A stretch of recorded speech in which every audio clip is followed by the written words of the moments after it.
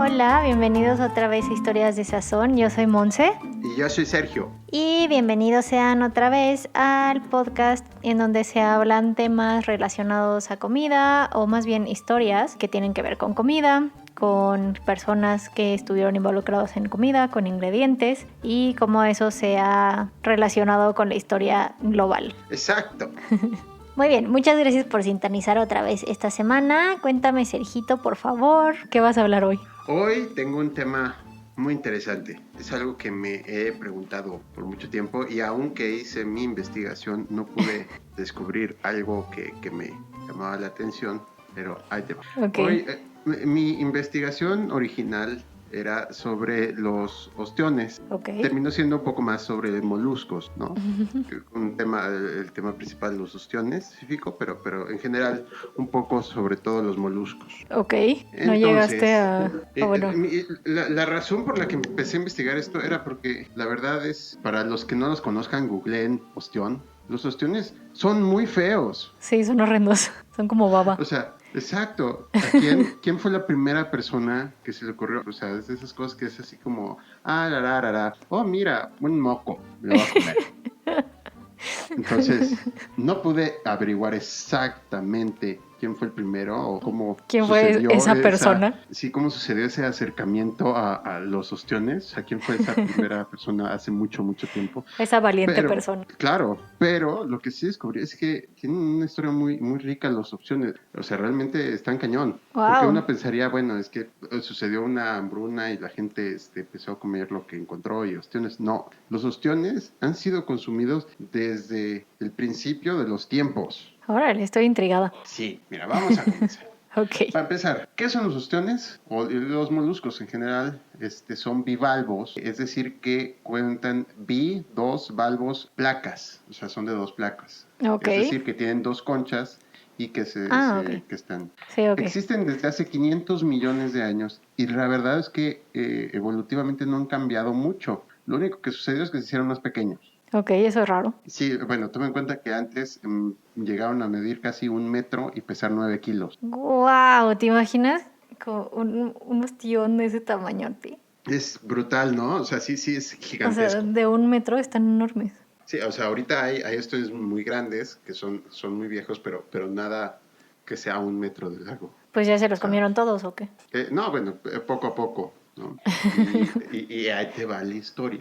Okay. ¿Qué sucedió? Pues bueno, los primeros humanos los recolectaban, los cocinaban en el fuego porque pues ellos no tenían herramientas como para poder abrirlos, ni la destreza como tal, sino los cocinaban en el fuego, se abrían y los consumían. Claro, sí, porque abrir los ostiones es súper difícil, o sea, los frescos. Sí, no, es peligroso. Te puedes cortar con un cuchillo. Es una faena bastante es tediosa. Entonces, es muy lógico si lo ves así, porque crecen en aguas poco profundas y son muy fáciles de recolectar. Entonces, mira. todos los que estaban cerca de la costa, pues era muy sencillo, era una muy buena fuente de proteína y fáciles de conseguir, sin tanto riesgo como ir a cazar o como ir a aventurarse a otros lugares. Ok. De ahí, pues pasamos como siempre a los griegos y los romanos. Entonces, para empezar, los griegos lo consideraban una delicatessen para la clase alta. O sea, sí es la historia de los ostiones generalmente, o sea, siempre. A pesar de un rato, ha sido así como super nice. Siempre ha sido de lujo. Exacto. Ellos fueron los primeros en cultivar las ostras, los bivalvos, y lo que hacían, los primeros también en, por así decirlo, en tener granjas. Porque lo que hacían era tirar piezas de cerámica, esperar a que las ostras jóvenes se adhirieran y después recogían todas esas piezas de cerámica y se las llevaban para dejar que crecieran y recolectarlos. ¡Qué listos! Y era muy, muy importante, o sea, realmente era muy importante porque, o sea, las conchas se llegaron a utilizar para la votación, o sea, como las papeletas hoy en día utilizaban las ostras. ¡Ah, qué chistoso! Las conchas. Y creo que luego lo pasamos por alto, pero, por ejemplo, Afrodita nació de una ostra. Sí, es verdad. Entonces, desde ahí se consideran afrodisíacos. ¡Au! ¡Oh! ¡Oh, wow! Pero, o sea, Afrodita nació de las ostras porque les gustaban mucho a las ostras, a los griegos. Pues en general la historia griega marca como que nació en una ostra. La verdad es que no indagué mucho en el aspecto de Afrodita, simplemente siempre ha estado ligada a las ostras. De hecho, hay ya pinturas que se hicieron en el Renacimiento, o sea, la Venus está en una almeja, por ejemplo. Sí. Entonces, pues se relacionan. Después, bueno, llegaron los romanos, que como bien sabes, digo, los romanos llegaron, conquistaron Grecia y les encantó la comida de ahí. Entonces, para ellos las ostras continuaron siendo una o sea, era lo máximo. Claro. ¿No? La bronca es que los romanos, como siempre, fueron muy excelsos y empezó a escasear por la sobreexplotación. Ok. Sí,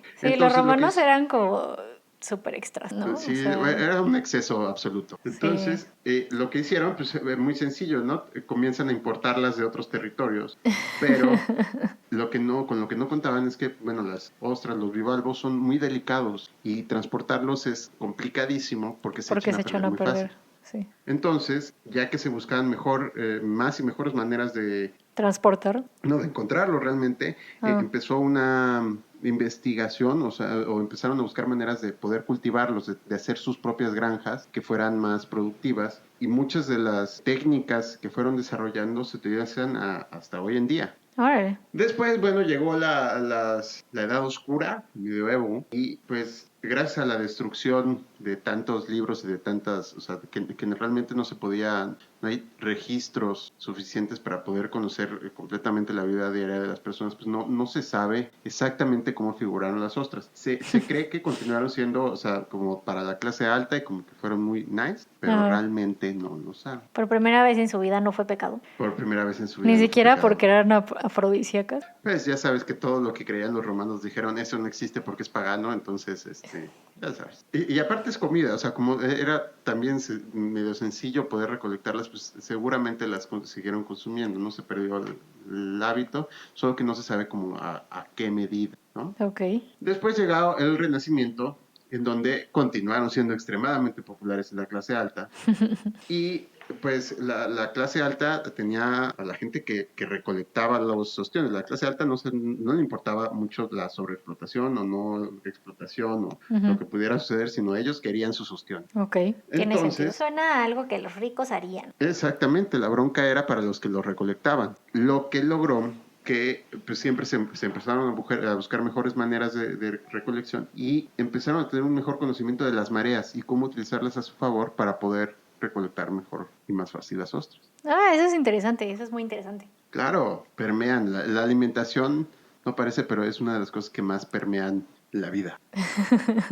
Tiempo después, del siglo XVIII al siglo XIX, se convirtió en la edad dorada de los ostiones, porque se encontraron mejores maneras de producirlos, o sea, ya se tenían granjas de ostiones, había más lugares donde encontrarlos, lo cual hizo que los precios bajaran. Órale. Y se volvieron populares entre todas las clases. O sea, llegaron a ser más económicos que cualquier pieza de carne que pudieras comprar. Imagínate. No, estaba cañón. Los principales proveedores en esos tiempos fue en Estados Unidos, Nueva York, Filadelfia, Baltimore, Nueva Orleans, Gran Bretaña, Whitstaplessy y Colchester.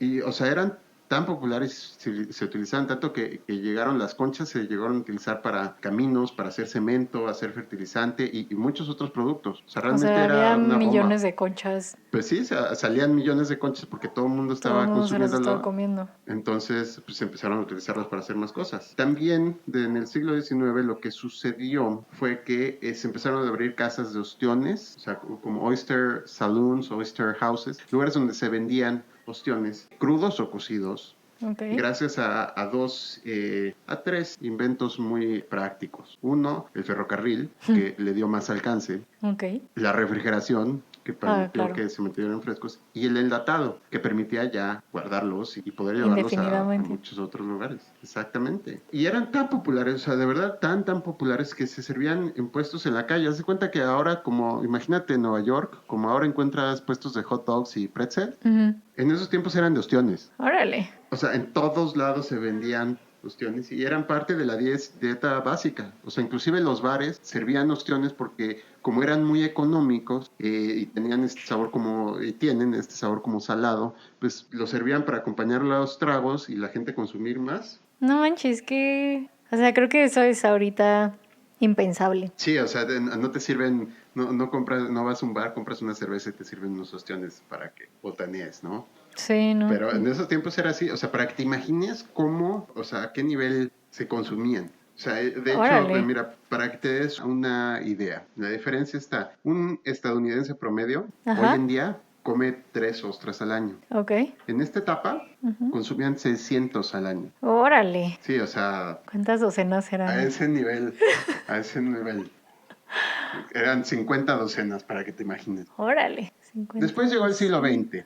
El siglo XX, lo que sucedió a la manera que se estaban consumiendo, gracias a la sobreexplotación, hizo que se agotaran. Sí, bueno. No se podía mantener tanto Ajá, tiempo. tenía que pasar. Sí, Por lo que, según lo que me estás contando, no, que sí, comían iba a llegar tarde 600. o Y temprano. aparte era una persona 600 al año, ¿no? O sea, en Sí, o sea, promedio. en promedio una persona, o sea, más o menos, había personas que consumían menos, había personas que consumían más, pero en promedio, o sea, Pero, o con sea, base si en lo la producción multiplicas por de toda la consumo, población, es brutal. es muchísimo, muchísimo. Sí, claro que se los iban a acabar.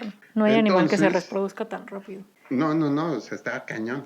Lo que logró esto, pues es Nueva York y Nueva Jersey cerraron sus granjas Ujú. y buscaron como otros lugares en donde buscarlos, donde explotarlos, pero era lo mismo, ¿no? Llegaban a un lugar donde había, Lo sucedía que todo explotaban y se los mundo, acababan. exactamente. Lo que Tontorrones. sucede que, pues bueno, como no hay tanta producción, se vuelve a convertir en un producto pues más caro y continúan las granjas, continúan granjas abiertas y se siguen produciendo en muchas partes. De hecho, el 95% del consumo mundial es de granjas. Hay pocos productores que van a recolectar, a buscarlos y recolectar. Ujú. Esto hace que sean mucho más caros porque si llegas a encontrar opciones de, no sé, 10, 15 años de edad que son muy grandes, pero son muy caros, Ujú. ¿no? Y esto logró que, pues bueno, que volvieran a ser, pues, elegantes. Mira. O sea, realmente ya no se encuentran en cualquier lado y los lugares que los llegan a comercializar, pues bueno, no es que sea tan caro como lo llegó a ser alguna vez, pero tampoco es que sea tan barato como lo fue Ajá. en esta edad dorada, los Sí. ostiones. ¿Y sí se habrán como recuperado bien los números de ostiones desde esa época? O Sí, sea, sí como se han llegado a, en la naturaleza, ya sabes, o sea, sí, sí ha sí se han crecido. llegado a recuperar. O sea, realmente, como todo, empezaron a haber muchas reglas para poder protegerlos. Ujú. No estuvo nunca como en un peligro real, pero es mucho más medido. Y hay productores ya de ostiones. No es que se salgan al mar y busquen a ver dónde hay ostiones, los agarran todos y ya se acabó, sino hay productores, hay granjas. Como te digo, el 95% de los ostiones que se consumen son de granja. Ujú. Entonces, eso permite que sea mucho más regulado el consumo y la explotación de los mismos. Ah, pues está bien. ¿A qué sabrán Sí, cocinados? ¿nunca has probado ostiones cocinados? Ostiones, por ejemplo, ostiones Rockefeller, ostiones así. No Son que yo ricos. recuerde. O ahumados, por ejemplo. Una de las maneras más comunes como se encuentran es enlatados y ahumados. Mejillones, ¿no? Mejillones, ostiones, almejas. Ostiones no estoy segura de que haya probado y ya no como carne, entonces. Chan, chan, chan. Pero sí, son muy ricos. O sea, realmente es muy noble porque o sea, te lo puedes comer crudo, cocido, o sea, como Ajá. sea. Solo es muy delicado. Entonces, ahí es el tema, ¿no? Sí, Conseguirlos frescos y de buen productor. pero al principio se los comían cocidos, ¿no? O sea, entonces no es tanto que alguien se haya encontrado un moco, sino que se encontraron una conchita y le echaron al fuego y se abrió y adentro tenía como una gomita. Suena más Suena más suena lógico, pero más aún así apetitoso. es una cosa así o sea, de nuevo, imagínate el primero que los vio, si los ves cerrado, pues dices, esto es una piedra. Sigue siendo, o sea, sigue Sí. siendo curioso. Es como, voy a aventar esto al fuego a ver qué pasa. Y de repente, plop, se abrió. A lo mejor lo confundieron con las piedras para prender la fogata. Puede ser. Esa debe ser una historia muy interesante. No he logrado entender bien cómo, ¿Cómo fue? sí, investigar bien cómo fue. Digo, también hay que tomar en cuenta que fue hace mucho, mucho tiempo. Sí. Entonces realmente la primera vez, es como digamos las palomitas. O sea, la primera vez que les explotaron, debió haber sido una cosa brutal. O sea, imagínate que de repente Tu comida explote. están cociendo, están cocinando su comida, de repente, pap, pap, pap, o sea, sí, me imagino Sí, a debe de todos haber corriendo sido un sustazo. despavoridos. Ajá, sí, así como, vamos a morir. Está bien, pues muy interesante. Muchas gracias. Ahora yo Tengo Muchas gracias por compartir. toda la curiosidad, un placer. Tengo toda la curiosidad porque tu historia de hoy, creo, por ahí me diste el pitazo que... Te di un pequeño spoiler. Ajá, que se trataba de pasteles. Más o menos. Entonces, platícame. Ok, bueno, quiero poner un poco en contexto a las personas que nos escuchan y decirles que yo, durante mi primaria y secundaria, e inclusive un poco en la prepa, no era la más estudiosa de los estudiantes. Y uno de las materias en las que era particularmente mala, irónicamente, era historia. Oh, no. Entonces, todas las materias de historia de México que vimos en la primaria, las pasé en blanco.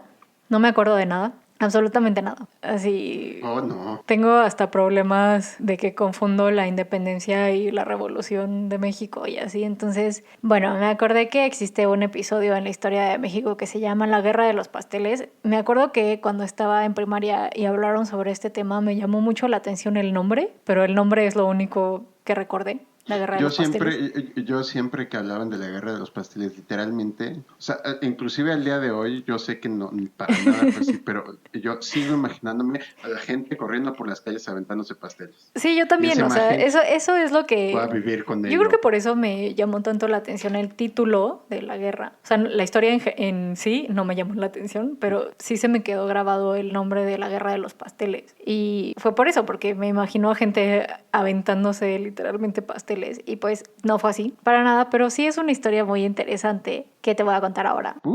Y ojalá que ahora ya nos la aprendemos bien. Y si hay alguien que le pasó lo mismo que a mí, que pasó toda la primaria en las clases de historia en blanco, pues ojalá que esto les ayude a refrescar su memoria un poco. Chan, chan, chan. Entonces, pues va. Nuestra historia de hoy se desarrolla en el periodo de tiempo de 1838 y 1839 en México. O sea, duró poco menos de un año la Guerra de los Pasteles. Y pues bueno, como todos sabemos, en esas épocas fue un poco después de la independencia de México. Entonces era como una época muy inestable económica y socialmente en México. O sea, había muchísimo desorden, tanto político como entre los ciudadanos. Todo el mundo no sabía qué onda. De repente había un presidente, de repente había otro, luego lo mataban y se ponía otro. Había rapiñas por todos lados, había violencia, un caos, ¿no? O sea, en general. Y pues obviamente esto afectaba muchísimo a la economía del país, ¿no? O sea, la economía estaba como parada porque pues no se ponían de acuerdo en quién iba a gobernar. Todos los ciudadanos no tenían idea. O sea, todo mal, ¿no? Era un desastre. Ajá, todo era un desastre. Y México no solamente estaba teniendo como toda esta inestabilidad interna de que nadie tenía idea de qué onda, sino que también se tenía que estar defendiendo constantemente de invasiones y de países extranjeros que veían a México como una oportunidad de enriquecerse. O sea, por ejemplo, España a cada rato estaba planeando cómo iba a reconquistar. Ajá, reconquistar porque era su colonia más cara o más próspera. Y otros países como Gran Bretaña, Francia, Estados Unidos también querían ocupar el territorio mexicano para enriquecerse y buscaban cualquier excusa para venir a meter sus narizotas aquí en México. O sea, como que México estaba atravesando neta una situación muy difícil porque estaba como en la mira de todas estas potencias extranjeras que querían venir y ocupar nuestro territorio y entre nosotros no nos podíamos poner de acuerdo. Para salir adelante. Absoluto. Ajá, entonces era como el peor de los desastres para México. Y fue como justamente esto lo que propició el episodio de la Guerra de los Pasteles, porque en México, como había dejado de ser colonia española, entonces Francia y muchas personas francesas veían a México como una mina de oro, o sea, prácticamente venían aquí a hacer fortuna, lo que sea, y había como mucha inversión de Francia en México y había como una creciente comunidad francesa aquí en la ciudad, bueno, en México en general, y muchas veces pues toda esta situación de inestabilidad política, social y de las rapiñas y de la violencia y así interfería con esos intereses franceses, ¿no? O sea, como que, pues no sé, venía un francés y abría una tienda y luego se la rapiñaban toda y era como de... ya sabes. Entonces, constantemente la comunidad francesa, que era una comunidad bastante grande, se estaba quejando en la embajada de Francia en México y pues esas quejas le llegaban a Francia. Y fue en una de estas que un señor pastelero de apellido Remontel estaba muy contento en su pastelería un día y llegaron a comer ahí, a su local, un montón de oficiales de el que era presidente en ese momento, López de Santana, Antonio López de Santana. Ajá. O sea, muchos oficiales a su cargo fueron a la pastelería de este señor, se sirvieron con la cuchara gorda, se comieron casi que todos los pasteles, o sea, se atascaron cañón. Y luego, pues aprovechándose un poco de esta como situación medio inestable, se fueron sin pagar. Oh, no. Ajá, todos tipejillos. Entonces, pues no le cayó nada en gracia al señor Remontiel, con justa razón, ¿no? Y presentó una queja en el consulado francés y exigió que se le compensara con 60,000 pesos. O sea, se quejó con el consulado y exigió como compensación 60,000 pesos, que era una cantidad brutal de dinero para la época, ¿no? O sea, fue como tan ridículo que pidiera tanto dinero como compensación que hasta salió en los periódicos y la gente se burlaba de él y así, ¿no? Pero esta fue como la gota que derramó el vaso para el gobierno francés, porque era una de muchísimas quejas que tenían la comunidad francesa en México, ¿no? Entonces, estaban súper dramáticos los franceses, o sea, como que les llegaban y les llegaban y les llegaban quejas de estos franceses y pues como estaban como buscando una excusa para venir aquí a imponer. A conquistar. Ajá. Entonces el canciller de Francia, que se llamaba Louis Mathieu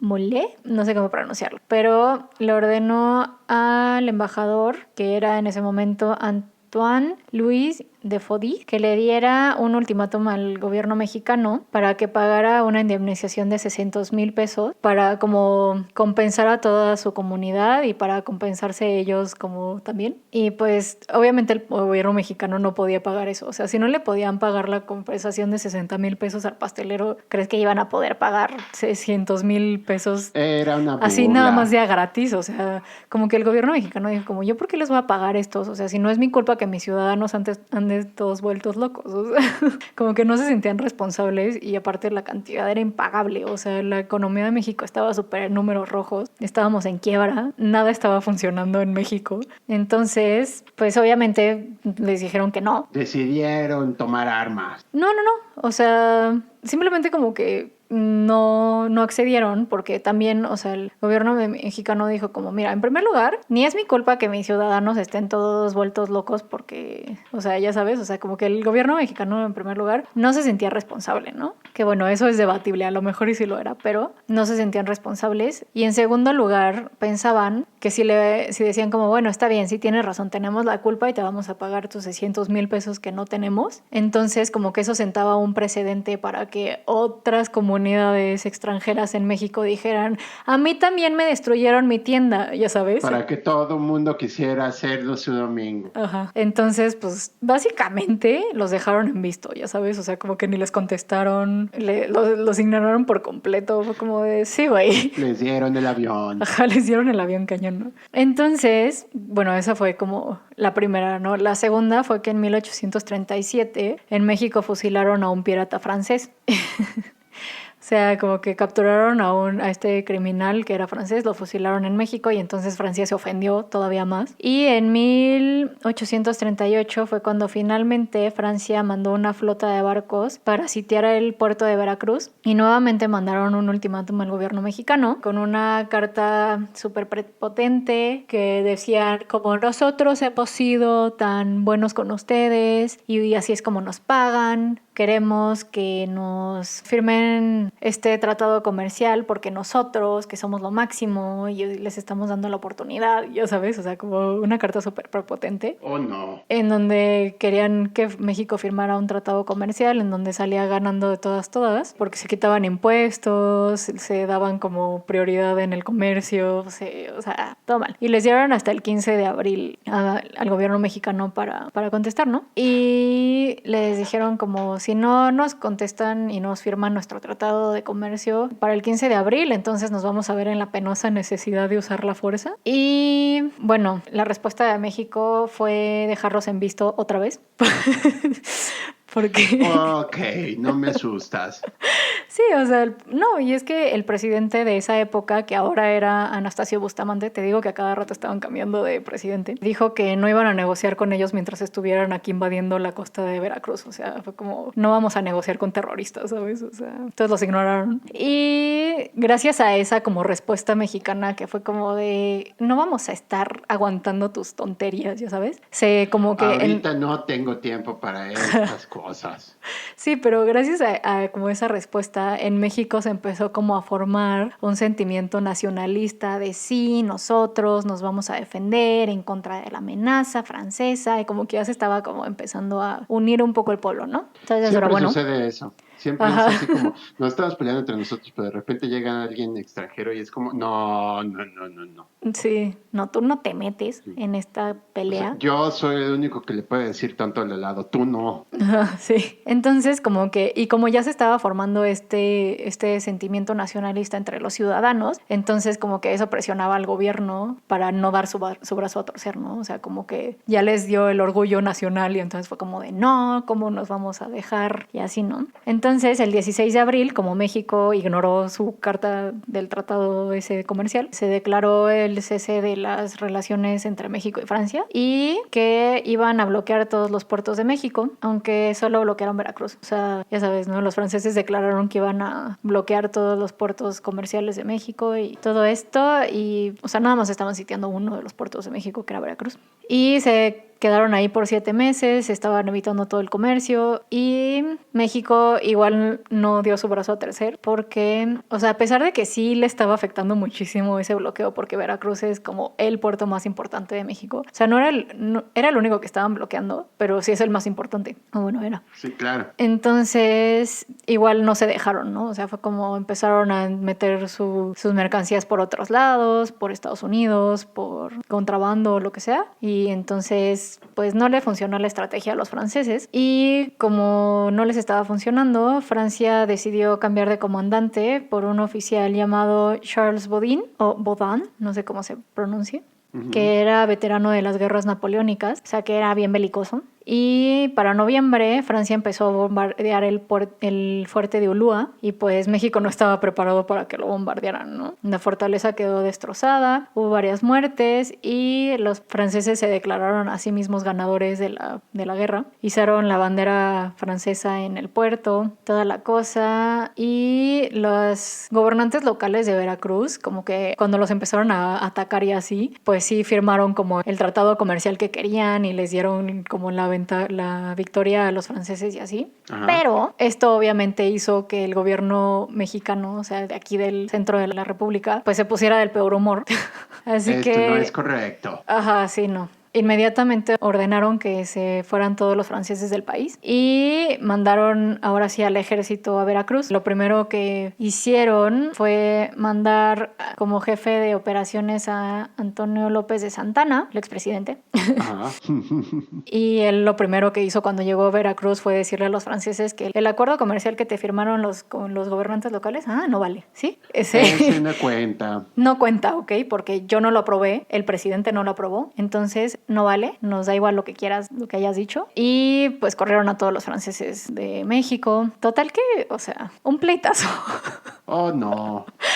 En el 5 de diciembre de 1838, Francia ordenó que atacaran como el lugar en donde estaba Santa Ana y ya se iban, o sea, como que lo bombardearon, lo fueron a atacar, mataron a varios guardias y se iban súper triunfantes ya porque habían secuestrado a un comandante cuando Santa Ana, o sea, como que los vio y fue como de, este es un buen momento para contraatacar. Y entonces salió a perseguirlos en compañía de 300 hombres y se hizo ahí como, pues los franceses fue como, oh no, y se echaron a correr de regreso a sus barcos. Y entonces como que no hubo un ganador claro en esa batalla porque, o sea, llegaron los franceses, según ellos ganaron, ya se iban muy contentos y entonces les cayó el ejército mexicano y entonces salieron corriendo de regreso a sus barcos y entonces iban los mexicanos persiguiéndolos hasta el muelle y en el muelle los franceses ya habían llegado a los barcos, entonces los empezaron a atacar con cañones de regreso. Entonces, entonces hubo muchos heridos de parte del ejército mexicano, entre ellos, o sea, bueno, muchos muertos y heridos, entre ellos el mismo Santana, que perdió una pierna en esa batalla. Entonces, después de esa batalla, Baudin, el francés,